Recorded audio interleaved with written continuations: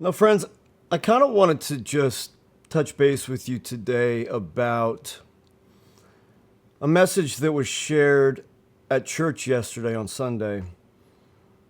And I really try to not be preachy or mix religion necessarily with spirituality, especially here on the channel. You guys, I'm very open about my faith. I'm very open about my beliefs. And I have no problems ever sharing my testimony. In fact, I do it pretty much on the daily. But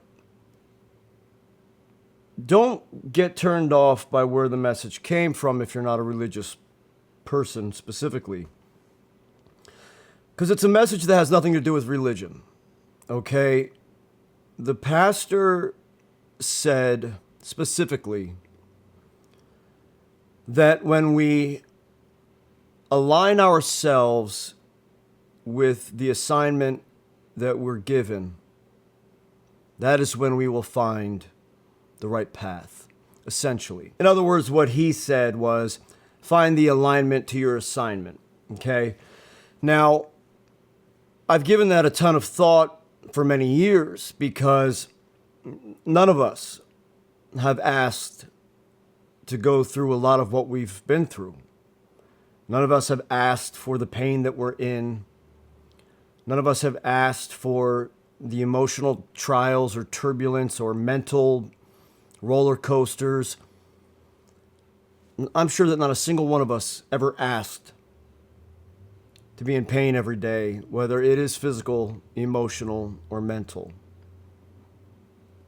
But unfortunately, we are where we are, right? For whatever reason, for whatever purpose, for however we got here, this is where we are. And for me, within my coaching protocol, something that I have been coaching and teaching for 20 plus years is finding purpose and passion in every day in order to drive through whatever that addiction that we each face to get to the other side. Because I can absolutely promise you and testify to you that if we come up with a passion and a purpose in our lives that is greater to us than whatever the addiction we are dragging around with us gives to us, right? Whatever that high or that buzz or that feeling. I hesitate to use the word, but I'm also going to say fulfillment, okay? Because although it's a temporary feeling, right? We all use what we use for some type of fulfillment, relief of pain, relief of emotional anguish. Sometimes it's a moment of peace, whatever it is. But if we have a passion in our lives, and if we have a purpose that is very clear to us, that outweighs whatever our addiction does for us, we will always come out on the other side and get rid of that addiction, break that chain loose, and leave it behind. But a lot of the times the problem comes in where passion and purpose don't always align. For an example, in my life early on, I always wanted to be a rock star, right? So I started playing guitar at 15, about 15. My mother was a professional opera singer, so I started singing very early on in church. Then I started writing music at about 16. And I knew that's what I wanted to do for the rest of my life. I knew I wanted to be like Lenny Kravitz. That was one of my idols growing up. And then I got into punk, and I wanted to be like a lot of the punk bands that I loved. And then one of my favorite bands became Weezer, and I wanted to be like Rivers Cuomo, the singer of Weezer. And I knew what I wanted to do, and I knew what I wanted to be, and it was very clear. And I felt like, even with my faith at that time, I felt like becoming a rock star would allow me the opportunity to spread a message. And I got that opportunity. And by the time I was 19, I was in a band that started climbing very quickly. We got on the radio. We started playing big shows. By the time I was 20, we were opening up for huge bands. Some of my favorite bands that I grew up listening to. I got to open up for some of these bands that I admired. And we got offered record deals, and we played for record executives in New York and LA, and I was flown to LA, and then we were on billboards, and we had everything right there in front of us. And I thought that that was my ticket. I thought, there it is.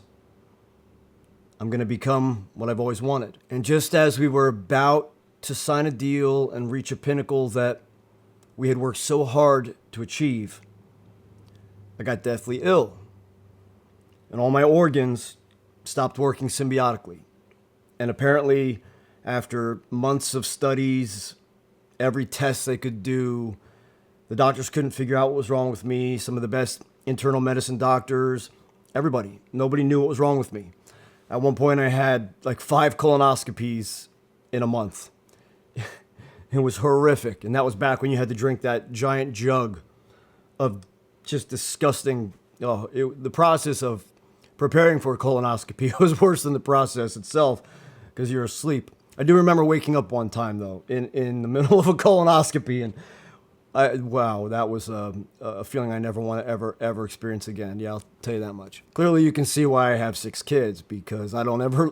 Okay, well, I won't go there, sorry. But then eventually, when the doctors couldn't figure out what was wrong with me, they said that I had 5 weeks left to live. I had gotten so ill, I hadn't eaten anything in months. I lost 50 pounds in a matter of weeks. And they said, you have 4 to 5 weeks left to live.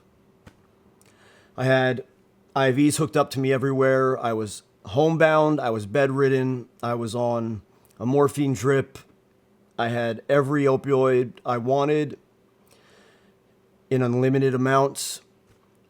And I lost everything.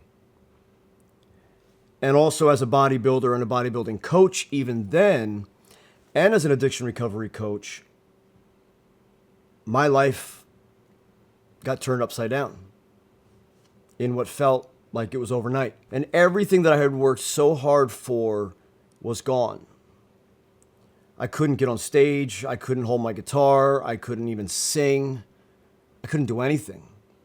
Because again, I was bedridden. And I was reliant on medication to get through the pain, because the pain was absolutely agonizing internally. Like my organs, all of my organs just were always on fire, felt like I was being stabbed from the inside. I mean, it's a feeling I'll never forget. And I lost everything.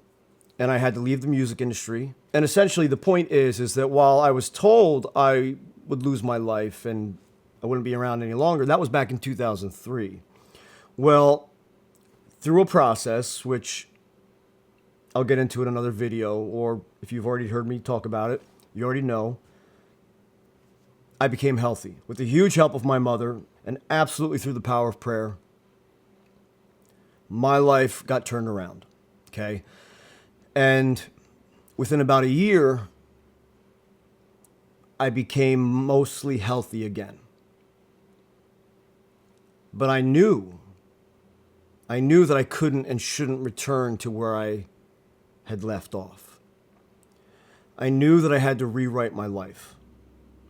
I knew that. And friends, I've been through so much in my life that has led me to an absolute knowledge that everything does happen for a reason. We may never understand it in this lifetime.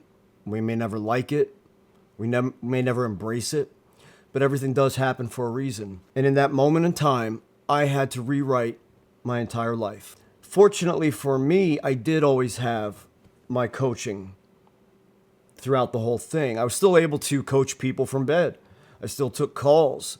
I couldn't go out and coach in person anymore. But I realized back then that the path that I was on towards what we would call rock stardom was the wrong path for me.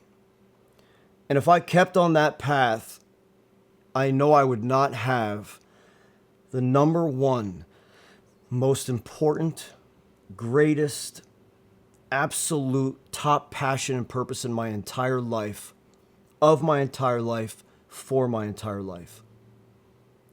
And that is my children. If I kept on that path back then, before getting sick, I would not have my children. And I know that they are my passion and my purpose for every single day that I live this life. But then I had to figure out, where do I go from here? And I never blamed anybody. I never blamed God. I didn't blame anyone else for what happened to me. It just happened. The more we blame something or someone else for our trials, for our tribulations, for our hardships, the less we focus our energy and our time on getting through them, getting over them. And frankly, the less we lose sight of the importance of life, which is to keep going. That's the importance of life, to continue going. So friends, we've got to find a passion and a purpose that drives us every day to let go of those things which we drag with us throughout our lives that hurt us and potentially hurt others. And as I mentioned before, that's why such an important part of my coaching has always been helping others find a passion and a purpose in their lives. And back to the original message, when we do that, that's when we find the alignment to the assignment that we're given.